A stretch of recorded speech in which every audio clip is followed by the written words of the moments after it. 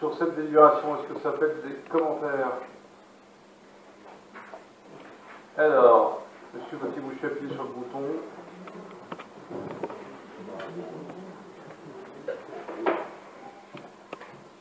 Attendez, allez-y. Monsieur le Président, mes chers collègues, cette délibération 15 relative à l'élargissement de la tarification solidaire pour les transports publics de notre agglomération aux demandeurs d'asile m'amènera à préciser la position du Front National sur ce sujet. Nous parlons donc ici de 90% de réduction sur les abonnements mensuels au réseau STRAN, soit une quasi-gratuité, et le présent rapport évoque avec justesse le fait que depuis plusieurs mois, des demandeurs d'asile sont régulièrement accueillis dans notre agglomération, mais à partir de ce constat commun, nous ne serons pas forcément d'accord. Alors, précisons quelques faits et quelques chiffres sur la demande d'asile, sur le droit d'asile en France. En septembre 2015, Manuel Valls annonçait le déblocage de 600 millions d'euros pour organiser l'accueil des réfugiés et des demandeurs d'asile en France dans les 2 années à venir, donc 2016-2017. Malgré un certain nombre de critiques sur le thème de l'Europe forteresse, notre pays se montre donc au rendez-vous du défi humanitaire que cette crise migratoire sans précédent représente, non seulement pour la France, mais pour notre continent.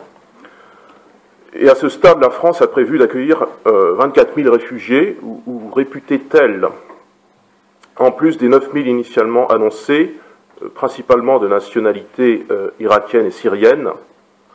En 2014, près de 15 000 demandes d'asile ont obtenu le statut de réfugié, à peu près 22% du total, et en 2015, ce nombre a explosé à 60 000, un étiage comparable à celui de crise du début de notre siècle, consécutive à d'autres conflits.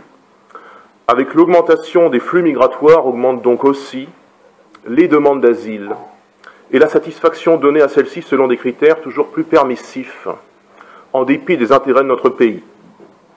La solidarité, c'est garantir un accueil des réfugiés et demandeurs d'asile, affirmait à ce titre le Premier ministre l'an dernier, précisant que toute personne qui souhaite solliciter la protection de notre pays doit être certaine de bénéficier d'un accueil, d'un hébergement et d'une prise en charge optimaux. Il ne reste pas moins qu'une part importante et croissante de Français ne supporte plus de systématiquement voir la priorité accordée aux étrangers, migrants, demandeurs d'asile ou autres. Dans l'attribution d'un certain nombre d'aides sociales dont votre gouvernement, Monsieur le Président, facilite la mise en place par bonne conscience. Les habitants de notre agglomération doivent à ce titre savoir quelle forme prend cette priorité étrangère à laquelle se livre le gouvernement, différents mécanismes, allocation temporaire d'attente, ATA de 340 € par mois si le demandeur d'asile ne bénéficie pas d'un hébergement, allocation mensuelle de subsistance, AMS, 91 € par mois, accès automatique au régime général d'assurance maladie, ce que l'on appelle la couverture de base, sans compter, et c'est ce qui nous intéresse plus particulièrement s'agissant de la carène, un certain nombre d'aides locales, communales ou intercommunales, relatives par exemple à la cantine pour les enfants, à l'inscription à des épiceries sociales, ou dans le cas présent, la gratuité ou quasi-gratuité, là c'était 90%, des transports en commun. Par ce type de mesures, la majorité socialiste de ce Conseil, soutenue, je n'en doute pas personnellement, par quelques vice-présidents de la droite complice, c'est une vérité, vous riez mais c'est une vérité.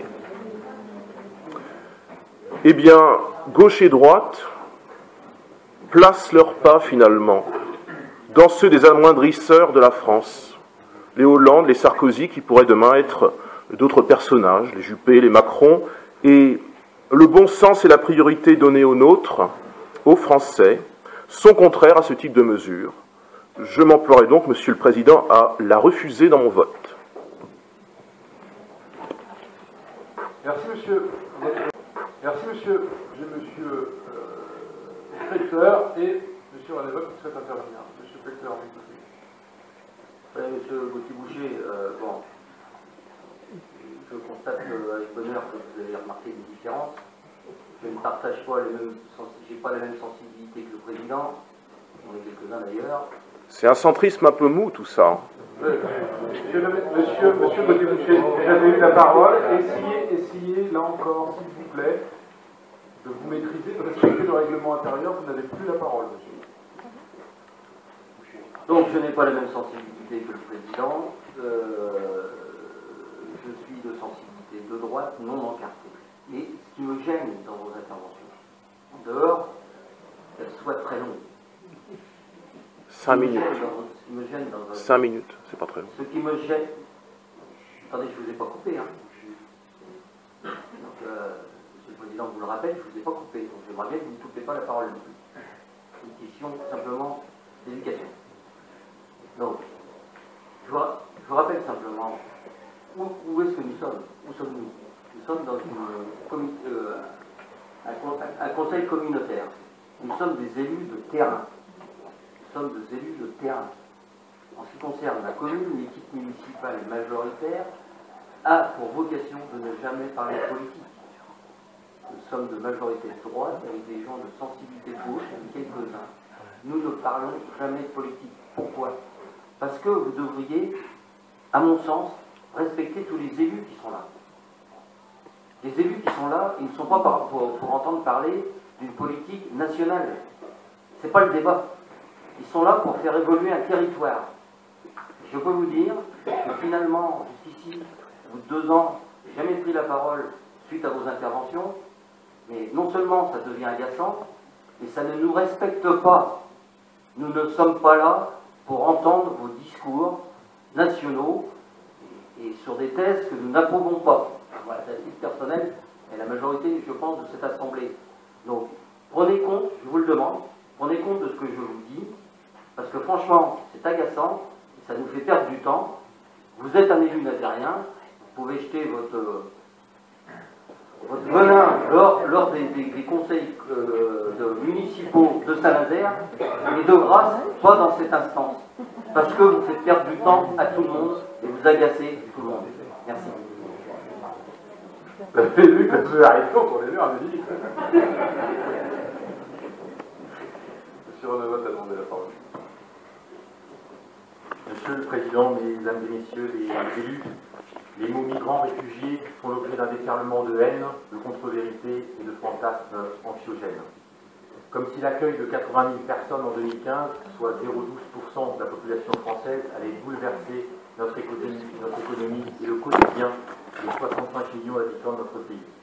Comme si l'accueil de 74 personnes dans une ville dont la population dépasse les 70 000 habitants, soit 0,1% de la population, allait bouleverser ce quotidien.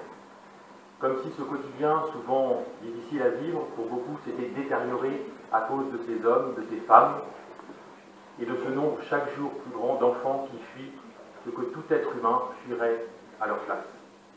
Près de 30 000 réfugiés qui n'ont pas fui ce que tout être humain fuirait à leur près de 30 000 réfugiés n'ont pas rejoint les rivages de l'Italie ou de la Grèce, gisant au fond de la Méditerranée. Il faut agir face à une des pires crises humanitaires que connue la planète depuis la Seconde Guerre mondiale. Comme si les politiques libérales et d'austérité, à l'œuvre depuis des décennies, n'étaient pour rien dans des conditions d'existence toujours plus marquées par la pauvreté, la précarité, pour un nombre toujours plus grand de nos concitoyens. Comme si les grandes puissances, dont la France, n'avaient pas de grande responsabilité dans le désordre que le monde connaît aujourd'hui. Le Front National, lançant l'association de maires Ma Commune sans migrants, et Laurent Wauquiez accusant le gouvernement de multiplier les Calais partout en France, attisent des polémiques et manœuvrent pour gagner quelques voix aux prochaines élections, au prix de mensonges toujours plus gros les uns que les autres et d'une grave désinformation des citoyens. Dans ce contexte, les élus communistes... Y a-t-il d'autres demandes de prise de parole? Je n'en ai pas, je vais donc souhaiter. Pas grand-chose à rajouter. On ne peut pas être surpris de l'intervention du Front National. On en avait même discuté, on s'attendait à cette réaction. Juste pour vous donner quelques informations concernant le compte transport de la Carène et de manière un peu ironique. À partir du moment où ce sont des gens qui arrivent sur le territoire et qui n'étaient pas donc abonnés de la tram, même s'ils verront que 10%, c'est des recettes supplémentaires pour le compte transport de la Carène. Donc même Dans le sens de l'intérêt communautaire, cette délibération a du sens. Une prise de parole. Appuyez sur le bouton, monsieur Gauthier-Boucher, comme... Ça ne marche pas? Non. C'est bon? Ça marche. Oui, moi je suis un peu surpris du deux poids deux mesures dont font preuve monsieur Pelter et monsieur Lumeau, parce que monsieur Pelter est tout de même en train de me reprocher le fait, d'une part, de faire de la politique dans une assemblée qui, me semble-t-il, est une assemblée politique, qui défend la police. Avez-vous oublié ce qu'est la police, monsieur Pelter, la cité? Et qui me reproche de parler de sujets non exclusivement intercommunaux, en quelque sorte, de faire de la politique nationale et de faire de longues interventions. Nous venons d'écouter une intervention à peu près aussi longue de M. René Vogt, qui incluait tout de même, et je ne le critique pas, des prises de position quasiment philosophiques sur l'immigration, sur l'accueil, sur ce que doit être et ce que doit faire la France en tant que puissance mondiale, sur ce que fait le Front National. Bon, n'est-ce pas de la politique nationale, et même dans les considérations qui sont portées vis-à-vis du rôle de la France, de la politique mondiale, de la géopolitique? Et par ailleurs, monsieur Lumeau, vous précisez de manière un petit peu ironique, pour faire un trait d'humour, voyez-vous, cette délibération est pertinente, y compris sur le plan de l'intérêt communautaire. C'est donc que vous avouez implicitement qu'elle est idéologique, puisque vous placez l'intérêt communautaire, vous dites y compris sur le plan de l'intérêt communautaire. Ne sommes-nous pas censés évoquer uniquement des délibérations portant sur l'intérêt communautaire, par définition, dans une assemblée communautaire? Voilà. Donc nous voyons les deux standards. Ce que les autres élus ont le droit de faire en parlant de la politique nationale, le Front National ne peut pas le faire. S'il vous plaît. Voilà. Attendez, s'il vous plaît. Ça montre que le Front National est la seule opposition à cette assemblée.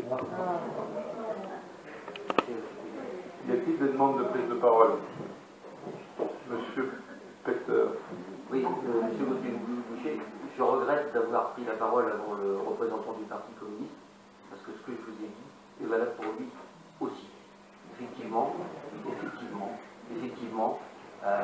nous sommes des élus locaux, vous pouvez débattre où vous voulez, mais les sujets de la Carène, oui, ce sont des sujets de la Carène, il y aura des traits, il y a des choses à rapprocher par rapport à des politiques nationales, mais nos débats ne devraient porter que sur des délibérations, et vos commentaires ne devraient porter que sur des délibérations. Mais à chaque fois, vous en particulier, vous débordez. Je note que monsieur le représentant du Parti communiste a fait la même chose, et je ne suis pas d'accord avec lui sur ce point. Y a-t-il d'autres prises de parole sur la délibération numéro 15? Vous savez, toujours la même tactique, la recherche de l'incident dans une séance. Alors, sur le fond, j'ai eu l'occasion de l'exprimer dans d'autres lieux, il y a des cadres qui glissent, il y a un débat sur les valeurs humanistes que nous partageons au-delà des clivages politiques, idéologiques, philosophiques. Je revendique très clairement, moi je vais faire de la politique. Après, chacun, on est binaire, tous des élus, avec des appartenances. On est tous passés devant le suffrage. Nous avons donc la même légitimité. Nous pouvons avoir des conceptions différentes de la vie politique, des appartenances, du militantisme. Mais ce que je sais, c'est que nous sommes, enfin, sauf à me démentir, des hommes et des femmes qui nous retrouvons sur des valeurs, et notamment sur des valeurs humanistes.